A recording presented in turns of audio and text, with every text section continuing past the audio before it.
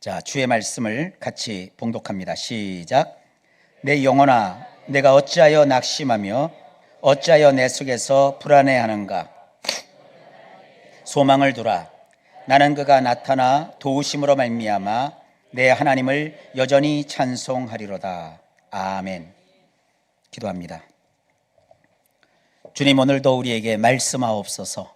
예수님 이름으로 기도하옵나이다. 아멘. 할렐루야. 저는 오늘 시편, 본문은 42편 11절 한 구절만 뽑았지만 사실은 42편 전체가 본문입니다.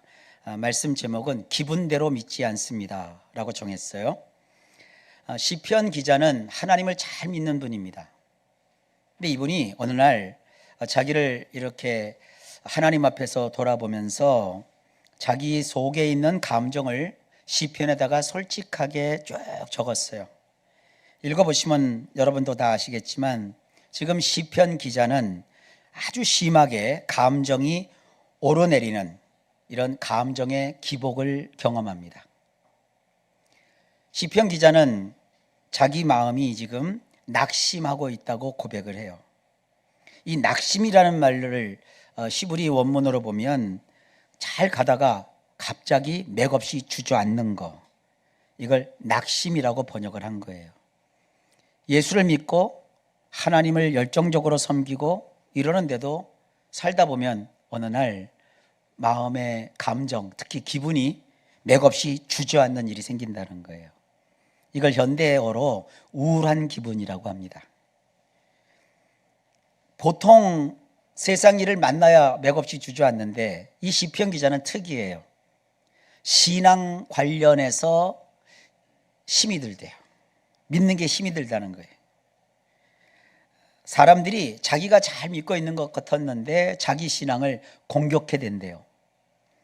사람들이 종일 내게 하는 말이 네 하나님이 어디 있느냐 이렇게 한대요. 그래서 그 말을 듣다 보니까 기분이 너무 상하고 감정이 너무 슬퍼서 눈물이 나오는데 눈물이 그냥 한 번만 나는 게 아니라 주야로 내 음식이 되었대요. 한동안 함께 신앙생활할 때는 서로 기쁨과 감사가 넘쳤는데 어느 날부터 뭔가 문제가 생겼어요. 그래서 함께 예배하고 함께 찬양하고 감사했던 그 사람들 때문에 오히려 지금 마음이 심하게 상했대요. 그래서 그 기분을 어떻게 할 줄 몰라서 좀 풀려고 요단강 물줄기를 따라 올라간 거죠. 그러다 보니까 물줄기가 시작되는 그 북쪽의 땅, 소위 말하는 헐몬산, 헤르몬산 꼭대기에 올라가요. 그 헐몬산은요, 저는 가보지는 않았지만 듣기로는 사시사철 1년 내내 만년설이 덮여있는 꽤 높은 산입니다. 근데 그 높은 산에 미샬이라고 하는 봉우리가 있는데 그 산 봉우리까지 올라가서 하나님 앞에서 생각하며 기도하는 시간을 가졌대요. 그러면 좀 풀려야 되잖아요. 우리식으로 말하면 마음이 울적해서 산기도를 하러 기도원에 올라간 거예요. 하지만 그래도 그 속에 낙심하여 상처받은 그 마음이 가시지를 않고 그 기분이 풀리지 않는데요. 그러자 우울한 그 마음 속에 불안감까지 찾아와요. 이 불안이라고 번역한 이 단어도 히브리어로 보면은요, 우르르 쾅쾅, 잠시도 가만히 있지 못하고 막 소리치는 거예요. 기분이 그럴 때 있잖아요. 막 혼자 막 소리 지를 때가 있다고요. 이런 게 불안하다라고 번역을 한 단어예요. 그리고 어쩔 줄 몰라서 막 중얼중얼 혼자 그냥 자기도 모르는 말을 막 하는 거예요. 그리고 속이 막 부글부글 끓어요. 그걸 으르렁거린다고 그러죠. 그런 심리 상태를 우리 성경은 불안이라고 번역을 한 거예요. 그러면서 그 내면에 일어나는 복잡한 현상을 성경에 구체적으로 시편 기자가 적어놨어요. 그게 시편 42편 7절에 나오는 말씀이에요. 주의 폭포 소리에 깊은 바다가 서로 부르며 주의 모든 파도와 물결이 나를 휩쓸었나이다. 이게 너무 의역을 해나갔고 여러 번 읽어도 이게 무슨 뜻인가 잘 이해가 안 돼요. 그래서 제가 조금 원문에서 쉽게 번역해서 여러분들에게 알려드리면 이렇습니다. 지금 내가 있는 곳이 산봉우리인데, 그런데 내 마음은 저 멀리 보이는 깊은 바다, 지중해라든지 아니면 갈릴리 바다 같은 그 바다 속에서 괴로워한대요. 몸은 산 꼭대기에 있는데 마음은 저 멀리 있는 바다, 그것도 깊숙한 곳에 들어있대요. 깊은 바다 속이면 조금 마음이 편안하게 잠잠해져야 되는데, 깊은 바다 속에 마음이 있는데, 깊은 바다 속에 있는데도 마치 폭포가 떨어지는 그 소리처럼 괴성을 지르고 있대요. 그리고 유튜브 동영상 같은 데 보면 바다에서 나타나는 기이한 현상들을 영상으로 이렇게 잡아갖고 올려놓은 게 있더라고요. 바다에서 나오는 아주 신기한 현상이 있죠. 용오름 들어보셨나요? 바닷물이 막 하늘로 치솟는 그런 현상이 있잖아요. 그러니까 바다 속에 있는데 잠잠해야 되는데 물이 하늘 높은 줄 모르고 용오름 쳐 오른대요, 감정이. 그리고 파도와 물결에 휩쓸리는 그런 감정을 느낀대요. 이 감정의 표층이라는 게 참 희한해요. 제가 옛날에 설교했던 내용 중에 그런 게 있어요. 어떤 잠수하는 뭐라 그러죠? 그 다이버가 물속에 쭉 들어가서 밑에를 몇 시간 동안 쭉 이제 보고 탐사를 하고 올라왔는데 바닷속은 잠잠했대요. 올라와 보니까 지상은 쓰나미가 휩쓸고 지나간 거예요. 쓰나미는 풍랑이 일고 막 폭풍이 일고 해일이 일어나갖고 뭐 섬이고 도시고 한번 싹 쓸고 지나간 거 아니에요. 근데 물속에서는 그걸 몰랐다는 거예요. 그러니까 감정이라는 게 그거예요. 감정 깊숙한 곳에는 아무것도 일어나는 것 같지 않은데, 잘못한 감정이 이렇게 우리 마음속에서 한번 물결을 일으키고 파도를 치면 나의 삶을 온통 다 쓸어가 버리는 거예요. 나는 기분이 막막하고 막 괴롭고 고달퍼서 어떻게 하면 좋은가 막 소리를 지르고 있는데, 나중에 돌아보면 주변 모든 것이 다 날아가 버렸어요. 그런 게 이 감정과 기분이 우리 일상에 끼치는 영향이에요. 끈질기게 마음의 기분을 다 잡아보려고 이 시편 기자가 신앙의 힘으로 버텨봐요. 그래서 6절에 이렇게 기록하고 있어요. 낮에는 여호와께서 그의 인자하심을 베푸시고 밤에는 그의 찬송이 내게 있어 생명의 하나님께 기도하리로다. 시편 기자는 자기의 낙심한 기분과 감정, 그리고 심하게 받은 마음의 상처에서 벗어나기 위해서 낮에는 하나님의 인자하심을 구하고 밤에는 잠이 안 오니까 자기 마음으로부터 나오는 찬송으로 생명을 주시는 하나님께 막 찬양하면서 매달렸다는 거예요. 그러면 우리 생각에 좀 풀려야 되잖아요. 근데 이 기분이라는 거, 감정이라는 것은요, 그럼에도 불구하고 기분이 달라지지 않고 상처받은 그 감정은 쉽게 아물어들지가 않아요. 그리고 외부의 억압과 슬퍼하며 다니는 일이 또 벌어져요. 감정이 상하니까 겉으로 드러나면서 사람들이 저를 억압해요. 너 왜 표정이 그 모양이야? 너 뭐 인생 불만 있어? 나는 불만한 게 아니라 불안한 거예요. 내 감정이 상처를 받아서 아픈 거예요. 근데 주변 사람들이 내 마음도 몰라주고 너 왜 사는 게 그 모양이야? 너 믿음을 가졌다는 게 왜 그딴 식으로밖에 행동을 못해? 너 왜 표정이 그렇게 우거지상이야? 이렇게 나를 억압해요. 그러니까 또 마음이 풀리지 않고 슬프게 다닌대요. 야, 이게 구절이에요.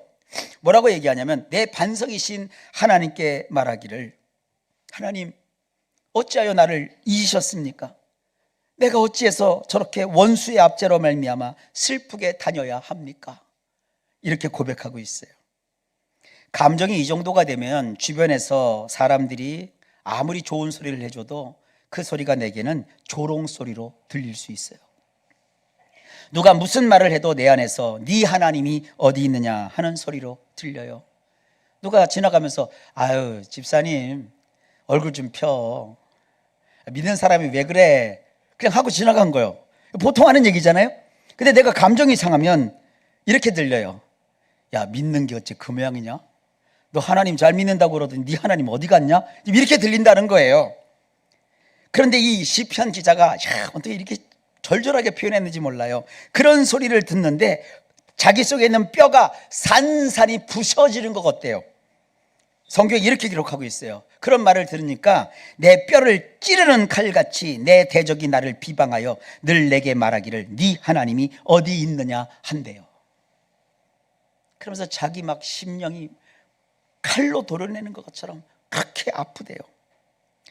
여러분, 이런 기분이 들 때 마음이 힘들고 인생이 고달파지는 것은 이건 어쩔 수 없어요. 그런데 참 감사하게도 시편 기자는 이런 자기 마음의 상태를 표현하면서 얼마든지 그러한 기분 속에서도 다른 방식으로 통제하려고 노력하고 거기에 매이거나 잡히지 않도록 3가지를 시도했다고 우리에게 말하고 있어요. 그런 참담함 속에서 이 사람이 시도했던 3가지가 성경에 나오는데 6절에 보니까 그는 하나님의 어떠하심을 기억했대요. 자기 감정이, 자기 기분이 막 파도치고 요동칠 때 그 아프게 하는 사람, 나를 힘들게 했던 상황을 본 게 아니라 하나님을 기억하는 노력을 하며 버텼대요. 2번째는 8절에 보면 그런 상황에서도 하나님께 기도했대요. 그리고 3번째는 5절과 11절에 반복했는데 하나님을 기다렸대요. 이 기다렸다는 말을 히브리 말로는 야칼이라고 하는데 이건 소망을 거기다가 두었다는 거예요. 마음이 불안하고 괴롭고 상처를 받다 막 힘들 때 그때 이 사람은 그래도 나는 하나님을 믿는 사람이야. 주변에서 네 하나님이 어디 있느냐 그러고 내 마음에도 막 너무 괴로워서 하나님 어디 가셨습니까 하는 기분이 드는데도 이 사람은 믿음을 가지고 아니야, 나는 소망을 하나님께 둘 거야, 이렇게 마음을 가지고 버텼대요. 자, 여러분, 중요한 것은 여기서 뭐냐, 그런 기분은 사실은 영원한 게 아니에요. 있다가도 없고 생겼다가도 지나갑니다. 그러니까 시편 42편이 여기 남아있는 거죠. 이 사람이 이 기분 때문에 망쳐서 자살이라도 했으면 이 시편 42편은 세상에 빛을 못 봐요.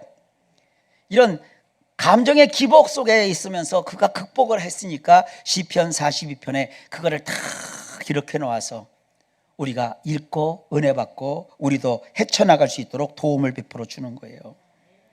여러분의 그 기분이, 여러분이 지금 느끼는 감정이 여러분의 신앙의 수준이 아니라는 것을 아십시오. 기분은 바다 표면에 일어나는 파도와 같고 쏟아져 내리는 폭포 소리 같고 휩쓸려 지나가는 물결과 같을 뿐입니다. 때로 그 기분이 하늘에 맞닿을 정도로 높이 치솟아 오르기도 해요. 그러나 하나님을 기억하고 기도하고 기다리는 이런 작은, 그렇지만 기본적인 신앙만 유지해도 기분에 따라 휘둘리지 않고 기분은 얼마든지 다스릴 수 있다는 것이 오늘 성경 본문에서 우리에게 주는 가르침입니다. 자, 이걸 놓고 우리 성도님들에게 기분이 이렇게 기복을 탈 때 좀 생활 속에 실천할 수 있는 삶의 원리를 좀 소개해야 되겠다 하고 연구를 했어요. 그러면서 심리치료 전문가들의 조언도 읽어보고 그들의 조언을 기독교 신앙에 맞춰서 제가 나름 정리해 봤어요. 그래서 3가지 방법을, 기분이 나를 막 휘몰아치고 무너뜨리려고 할 때 어떻게 해야 되는지 말씀을 드리려고 해요. 제가 전해드리는 이 말씀은 특히 자녀를 키우는 부모들도 염두에 두면서 실천하면 굉장히 유익한 부모 행동 지침이기도 합니다. 첫째, 기분이 막 요동칠 때 다른 것보다 하나님과 눈을 마주치세요. 내 자녀가 천방지축으로 막 지 성질을 부리고 고집을 피우고 부모 마음을 상하게 할 때 회초리를 들지 마시고 그 노한 자녀의 눈과 내 눈을 맞춰보라는 거예요. 똑같아요. 내 마음이 막 힘들어지고 신앙이 흔들리는 것 같은 기분이 들 때 다른 것보다 하나님과 눈을 맞추려는 노력을 해보세요. 내 감정, 내 느낌, 내 상황, 내 지식, 내 경험에 비추어 내 마음대로 행동하면 마치 버르장머리 없는 심술꾸러기처럼 되고 말아요. 천방지축처럼 막 튀어나가게 돼요. 그리고 남의 말을 듣지 않고 상황에 대해서 바르게 인지하지 못하고 그래서 서로의 감정을 핥히며 상처를 냅니다. 부부가 같이 가정에서 생활하면서 신앙생활에도 신앙이 똑같지를 않아요. 아내가 내가 내 남편을 내 마음대로 조장할 수 있어. 그 아내가 그 뭔 잘못 생각하고 계시는 거예요. 남편도 마찬가지예요. 내 아내는 힘이 없어. 내가 하는 말은 무조건 다 들어. 이렇게 명령과 복종 이런 식으로 부부관계가 되면요 오래 못 가요. 부부는 서로 존중해 줘야 되고 상대방에게 생각할 기회도 주고 상대방의 의견을 들어줄 수 있는 그런 여유가 있어야 돼요. 그러려면 서로 눈빛을 마주칠 수 있어야 돼요. 어떻게 부부끼리 눈빛을 좀 마주치시나요? 연애할 때 저는 눈을 많이 마주쳤어요. 저는 제 아내의 눈빛 보는 게 너무 좋아요. 지금도 아내의 눈을 이렇게 보면 너무 사랑스러워요. 제가 너무 이상한가요? 눈을 마주쳐 보세요. 그 아내의 눈을 마주치지 않은 적이 혹시 오래되십니까? 회개하시오. 부부가 같이 살면서 눈을 마주치지 못하는 건 그는 여러분 뭔가 어그러진 거예요. 꼭 눈을 좀 마주치세요. 눈 마주치면 이러는 사람이 있어요. 어딜 째려봐. 그러지 마시고 정말 눈빛을 한번 읽어보세요. 그것처럼 우리 신앙인도 마찬가지예요. 하나님과 눈 맞추는 방법은 어렵지 않아요. 세 가지가 기본입니다. 하나는 잘 들었던 하나님의 말씀을 내가 기억하거나 또 설교로 들어서 내용 파악이 잘 돼 있는 알고 있는 성경 말씀을 펼쳐서 다시 한번 읽고 그 내용을 생각해 보세요. 그래서 하나님이 도대체 나를 어떤 시선으로 보는가 이렇게 생각해 보시라고요. 그리고 마음에 안식을 주고 위로가 되고 힘을 주는 그런 찬양을 즐겨 들으면서 마음을 추리십시오. 마음이 고달프고 힘든데 찬양도 어디서 그냥 맨날 회개하라 이런 거 들으면 마음이 더 가래져요. 그럴 땐 그런 찬송을 좀 듣는 걸 멈추시고, 그런 찬송이 잘못됐다는 게 아니에요. 왜? 들으면 마음에 안식을 주고 평안함을 주고 위로가 되는 그런 찬양이 지금은 널려 있어요. 또 성령님이 그런 걸 원하시면 그런 찬양을 문득 듣게 하세요. 그런 엄선한 찬양을 통해서 여러분 마음에 이렇게 감정을 누를 수 있는, 그러면서 하나님의 눈빛을 쳐다볼 수 있는 그런 신앙을 꼭 훈련하시길 주의 이름으로 축복합니다. 그리고 또 한 가지가 기도하는 거예요. 기도는 내 감정이나 기분이 아니라 하나님의 마음을 헤아리게 만들거든요. 너무 기도를 폼나게 하려고 하지 마세요. 폼나는 기도, 멋있는 기도는 대표 기도할 때면 돼요. 대표 기도할 때는 내 마음을 표현하는 게 아닌 거 아시죠? 예를 들어서 대표 기도를 여러분이 하시는데, 하나님 내 마음이 무척 슬픕니다 이래버리면 거기 슬프지 않은 사람도 있어요. 그러니까 대표 기도는 그렇게 감정을 싣는 게 아니라 모든 성도님들이 함께 공감할 수 있는 내용의 대표 기도, 모범적인 대표 기도는 우리 교회 주일 예배 때 드리는 대표 기도, 특히 오늘의 그 대표 기도는 제가 권장합니다. 추천합니다. 그렇게 좋은 기도는 모두가 공감할 수 있잖아요. 근데 개인 기도 때는 달라요. 하나님, 나 사실 저 사람 얼굴 쳐다보는 것도 싫어요. 그 소리만 들어도요 탁 서요. 미치겠어요. 이런 것까지 할 수 있는 거예요. 기도는 그 세계예요. 그래서 하나님께 여러분의 사정을 다 아뢰시라고요. 그러면 하나님이요 너무너무 불쌍하고 너무너무 치근하니까, 야야 고개 좀 들어봐, 고개 좀 들어봐, 아유 내 새끼 얼마나 고생했어 하고 얼굴을 탁 들어주신다고요. 그리고 하나님하고 이렇게 눈을 탁 하나님이 딱 마주쳐 주세요. 근데 기도하면서 그런 거 경험해 보셔야 돼요. 그래야 마음이 풀어져요. 그래야 세상을 이길 힘이 생기고 다시 살아갈 용기를 얻어요. 여러분, 하나님은요 우리가 생각하고 상상하는 것보다 더 자상하신 분이세요. 더 좋으신 분이세요. 그 하나님께 아뢰지 못할 사연이 없어요. 그 하나님께 표현 못할 기분이 없어요. 오늘 시편 기자를 보세요. 산꼭대기까지 올라가서 뭐라고 표현해요? 하나님, 내가요 마음은 여기 있고 하나님 앞에 기도하러 왔는데 내 마음은 저 바닷속에 던져 있습니다. 지금 들리시죠? 이 마음 속에서 폭포 소리 나잖아요. 이 마음 속에 지금 웅쾅쾅 난리가 아닙니다. 주님, 그걸 다 지금 기도하고 있잖아요. 여러분, 기분이 상하고 괴롭고 고달프고 누군가 나를 막 지적하고 막 나를 괴롭힐 때 여러분, 그걸 나는 신앙이니까 버텨야 되겠다, 큰일 나는 거예요. 그때 하나님의 눈을 보셔야 돼요. 하나님께 다 쏟아놓으세요. 얼마나 좋은 하나님이신지. 내가 그래도 예수 믿고 하나님 사람인데 이렇게 나쁜 말로 기도하면 안 돼. 내가 막 마음은 저 사람을 막 죽이고 싶을 도록 미운데 하나님, 나는 그를 정말 사랑합니다, 이딴 소리 하지 말고, 감정이니까 그건 대표기도 때 그러면 안 되고 개인 기도할 때 하나님, 나 정말 저 사람 이렇게 다 표현하라 이거예요. 다 내려놓으라 이거예요. 그런 기분이 드는 거하고 여러분의 신앙하고는 별개요. 아시겠죠? 기분이, 신앙이 아무리 좋고 말씀이 탄탄하고 오래 믿은 분이라고 할지라도 기분이 상하면 그렇게 바닥을 팍 깔아져 갖고 깊은 물 속에서 막 절규하게 된다고요. 그건 여러분이 신앙이 없는 게 아니에요. 여러분이 하나님을 안 믿는 게 아니에요. 그 감정과 그 기분을 시편 기자를 통해서 하나님이 우리에게 콕 찍어서 알려주신 거예요.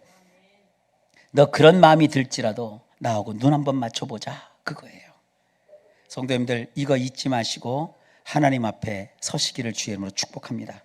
자, 두 번째로는요, 영적 영양제를 잘 먹어야 돼요. 자기 건강은 건강할 때 챙겨야 된다는 말 잘 아시죠? 신체적으로도 이 영양분이 충분해야 면역력도 강하고 어지간한 병에 걸리질 않아요. 근데 면역력이 떨어지면 도는 병이란 병은 다 걸리잖아요. 아픈 건 다 걸리잖아요. 봄철 병은 다 걸리고 여름철 병은 다 걸리고 가을철 병은 다 걸리고 겨울철 병은 다 걸리고 걸려야 될 병은 다 걸리잖아요. 근데 면역력이 좀 강한 분들은 어지간하면 병도 잘 안 걸려요. 면역력이 참 중요한 건데 평상시 관리가 중요한 겁니다. 그래서 영양제도 먹고, 또 우리 성도님들이 잘 아시죠? 음식으로 못 고치는 병은 약으로도 못 고친다 하는 그 명언이 있어요. 그게 맞는 얘기는 아니에요, 사실은요. 그래, 음식도 예를 들어 뭐 피자가 맛있고 핫도그가 맛있고 햄버거가 맛있다고 맨날 피자 먹고 햄버거 먹고 핫도그 챙겨 먹으면 나중에 어떻게 되겠어요? 큰일 나잖아요. 맛이 없어도 채소도 먹고 골고루 영양분 섞인 음식을 먹는 거죠. 우리나라 음식 문화 중에서 참 좋은 문화가 있어요. 백반 문화. 백반은 골고루 먹잖아요. 백반 하나만 먹지 않잖아요. 근데 서양 사람들은 하나만 이렇게 놓고 그것만 드립다 먹는데 우리는 그렇게 안 먹어요. 우린 골고루, 고기를 먹어도 고기만 드립다 안 먹어요. 고기에다가 마늘 넣고 고추 넣고 다 온갖 거 다 집어넣어 갖고 버무려서 탁 먹잖아요. 우리 선조들이 좋은 음식 문화를 물려줬어요. 현대인들도 그런 음식 문화만 잘 지켜도 훨씬 더 건강하게 살 수 있다는 거 다 아시잖아요. 이게 뭡니까? 평상시 영양 관리를 하는 거예요. 가정에 그래서 식탁이 아주 건강해야 돼요. 아주 건강하게 식탁 잘 준비하고 온 식구들이 함께 밥상을 둘러서 먹고 또 잘 챙겨주고, 이게 고마운 걸 알아야 돼요. 근데 혹시 어떤 사정이 있어서 혼자 계시는 분들은 건강이 많이 흐트러져요. 소위 말하는 집밥 못 먹고 자꾸 매식을 하면 나중에 이 몸이 한쪽이 이렇게 무너지기 시작해요.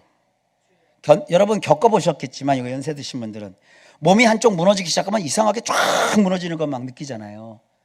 그러다 이걸 또 다시 복구해서 세우려면 많은 시간이 또 들어요. 그러니까 평상시에 영양가 있는 음식을 골고루 잘 먹어야 되듯이 신앙도 똑같아요. 성경 속에서 몇 가지 영양제가 있어요. 제가 그걸 소개시켜 드릴게요. 구약의 영양제는요, 시가서, 욥기, 시편, 잠언, 전도서, 아가서, 이 5권의 책은요 영양제예요. 이 특징은 뭐냐면 다른 뭐 창세기니 뭐 이런 다른 성경은 중간에서부터 읽으면 무슨 얘기인지 도통 몰라. 근데 욥기, 시편, 잠언, 전도서, 아가서는요 그냥 중간에서 읽어도 은혜가 돼요. 아주 그냥 뭐가 팍 와서 꽂혀요.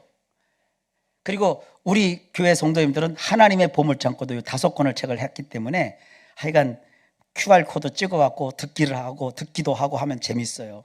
그러니까 여러분들이 이렇게 이것이 영양가 있는 음식이에요. 건강할 때 챙기시라고요.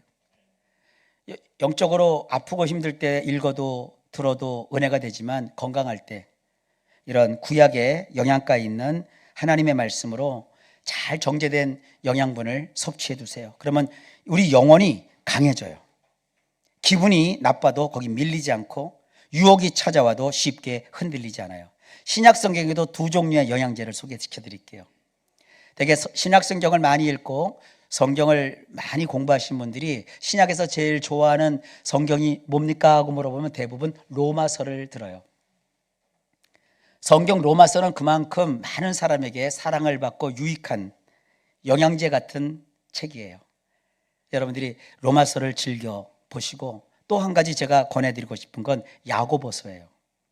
야고보서는 분량이 작아요. 이런 영양제는 한꺼번에 털어먹는 것보다 하나씩 먹는 게 좋아요.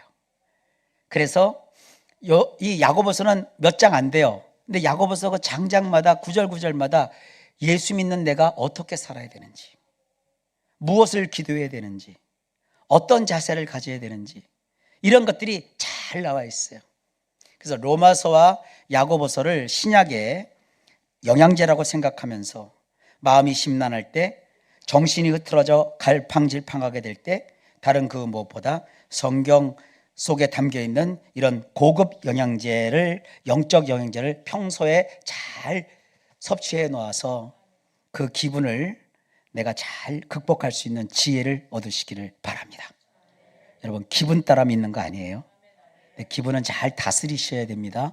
혹시 누가 기분이 나쁘다고 막 그러면 여러분들이 이제 아셨으니까, 오늘 설교 들었으니까 너 왜 신앙이 그 모양이야 그러지 말고, 저 사람 지금 몸은 산에 있는데 기분은 저쪽 바닷속에서 지금 꿀꺽꿀꺽 물 먹고 있구나. 물 먹는 게 얼마나 괴로운 줄 알면 수영장 한번 가보세요. 수영장 가서 수영 못하는 사람들 물 한번 먹어봐요. 막 정신없어요. 막 온 세상이 다 이상하게 보여요. 그러니까 상대방을 이해하시라고요. 여기 부부들이 많이 계시니까 제가 부부 얘기를 할게요. 내 남편 얼굴이 이렇게 조금 안 좋고 그러면 물어보기 전에 그냥 가만 두세요. 너무 내버려 두면 또 방치되니까. 그럴 때는 남편 좋아하는 거 있죠? 네, 그거 싹 좀 먹이세요. 그리고 잘 때 입을 좀 살짝 덮어주세요. 그것만 해도 돼. 그래서 나는 네 아내야. 그리고 아내가 힘들어할 때 남편분들도 이 여가지가 이렇게 막 우거지 이상이야 뭐 이러지 말고, 제발 그러지 말고 아내가 마음이 풀어질 때까지 옆에서 가만히 있어주세요. 그런 게 도움이 돼요. 왜냐하면 기분이 상해 있는 거예요. 뭔지 모르지만 그 기분 위해 주겠다고 아내가 그렇게 싫어하는 사람 막 욕하고 그래갖고 기분 풀어준다. 그 바보 같은 짓이요. 가만히 있으라고. 그 욕하는 기분 나쁜 포인트가 달라요. 그런 거 하지 말고, 기분은 절대 건드리는 거 아니에요. 왜냐? 다시 얘기합니다. 기분이라는 것은 몸은 산 꼭대기에 있어도 마음은 저기 바닷속에 있는 거기 때문에 기분은 절대 건드리면 안 돼요. 그는 그분이 하나님 앞에서 스스로 풀어야 되는 부분이요. 마지막으로 제일 중요한 겁니다. 나긋나긋하게 말하기. 짜증, 흥분 날 때 소리 내면 소리가 커요. 짜증 났을 때 어이 짜증이야 이러잖아요. 짜증 났을 때 짜증 났어 이래요. 뭐 흥분을 했는데 막 나 지금 흥분해서 이러냐고요. 사람이 짜증나고 흥분하면 막 질러요. 깨요. 부셔요. 옛날 같으면 막 강아지 막 빵 차고 그래요. 절대 안 되는 일이에요.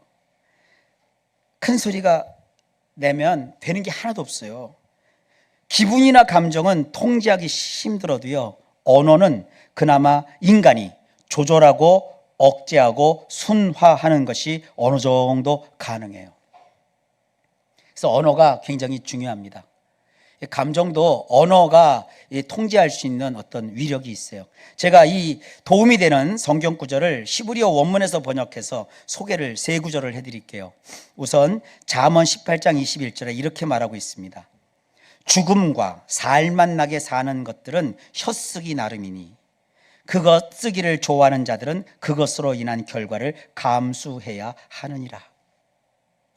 우리가 말로 내가 죽을 수도 있고 남도 죽일 수 있어요. 말로 내가 살 수 있고 상대방을 살릴 수도 있어요. 이게 다 혀쓰기 나름이래요. 그러니까 하나님이 우리 혀를 하나님이 뜻대로 주관하는 게 아니라 혀는 너희가 쓰는 거니까 너희가 혀를 잘 써라 이렇게 말하고 있어요.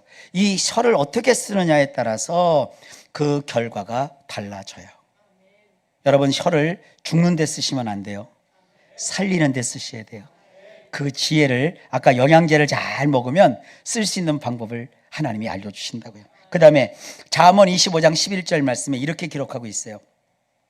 각 상황에 적합하게 말하는 다바르는 은반에 금으로 새겨놓은 사과들이니라. 이 다바르라는 말은요, 이 다바르라는 단어는 무슨 뜻이 있냐면 우리가 전하는 말, 국가나 어떤 공공기관에서 발표하는 선언, 또 양 나라가 협정을 맺어서 이렇게 함께하는 어떤 담화문, 또 위에서 하부 조직으로 내리는 명령, 상호 간에 맺는 약속, 이런 것, 그리고 우리가 부르는 노래, 가사, 이런 걸 다 다바르라고 해요. 이게 다 상황에 맞는 거예요. 여러분이 노래방에 모처럼 갔어요. 근데 아는 노래가 하나도 없다고 애국가 틀어놓고 동해물가 이거 불러봐요. 이거 진상이요. 그리고 믿는 사람끼리 노래방 가면 찾아봐도 없는데 거기서 왜 찬송가가 없냐고 찬송가를 찾냐고. 우리끼리는 통할지 모르지만 세상 사람들과 노래방 갔으면 세상 사람들의 노래를 상황에 맞게 해야 그게 되지.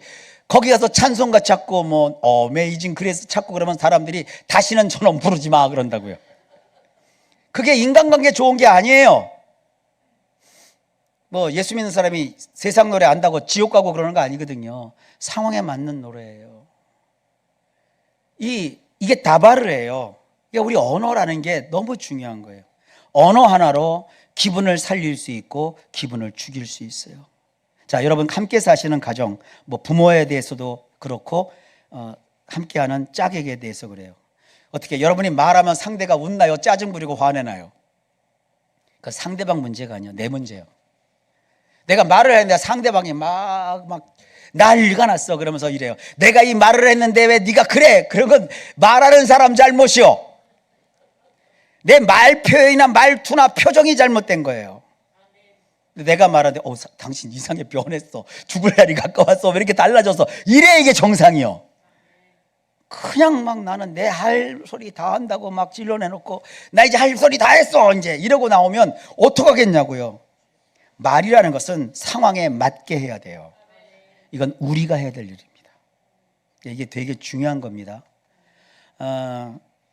은판에 금으로 새겨놓은 사과래요. 우리가 은 그러면 지금 되게 싸지요. 근데 고대 사회에서 은은요 돈입니다.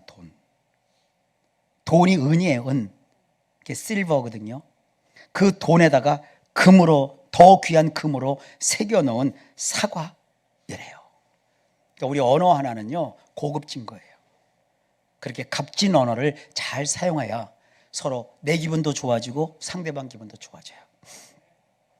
여러분 그 화 풀 때 낙서해 보셨어요? 낙서할 때 화 풀 때 어떻게 낙서할 때 거기다 막 찍찍찍 그리고 막 종이가 막 뚫어지는 건 기분 푸는 거고 거기다가 좋은 얘기를 써보세요.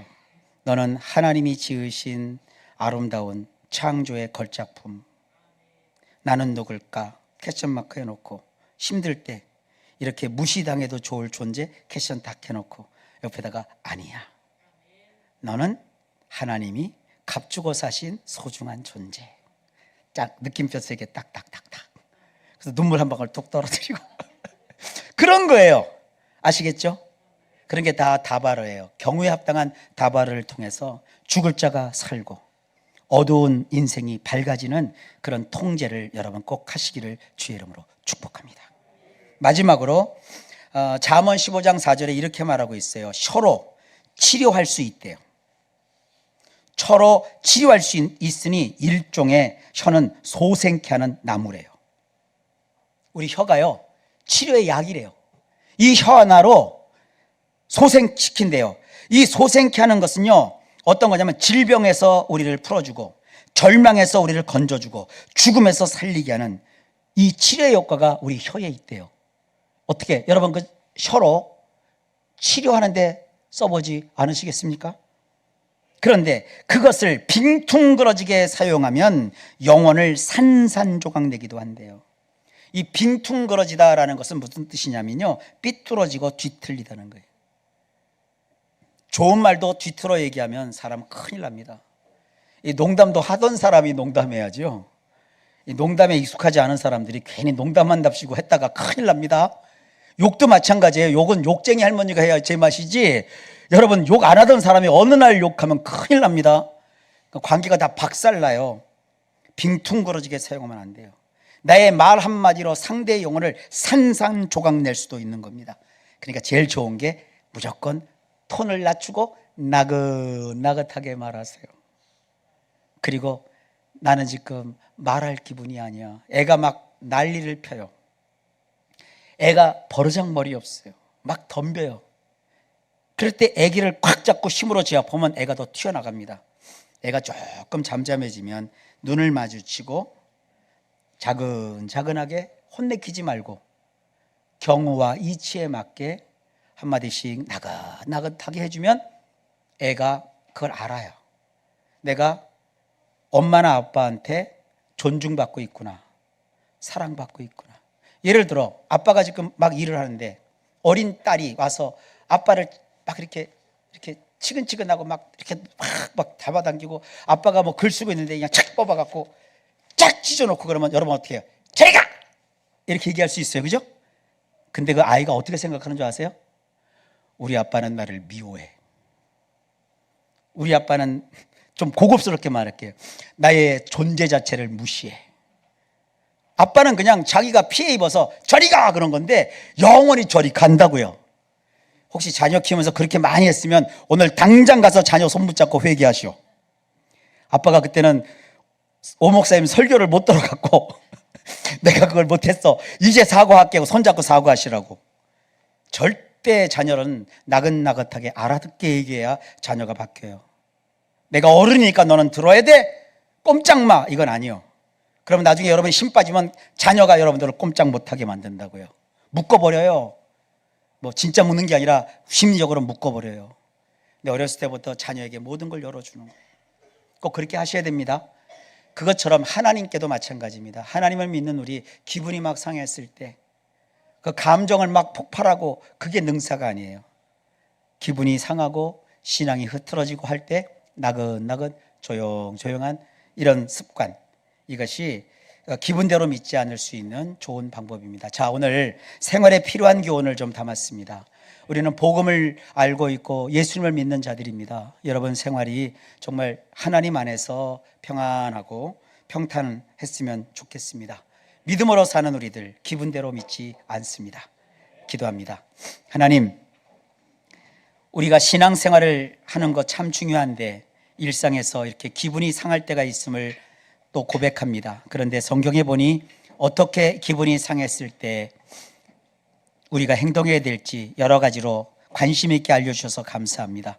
우리 실제 생활 속에서도 성도들이 기분에 휩싸이지 않게 하시고 믿음으로 주님을 잘 믿는 성도들, 행복한 삶을 사는 자들 되게 하여 주옵소서.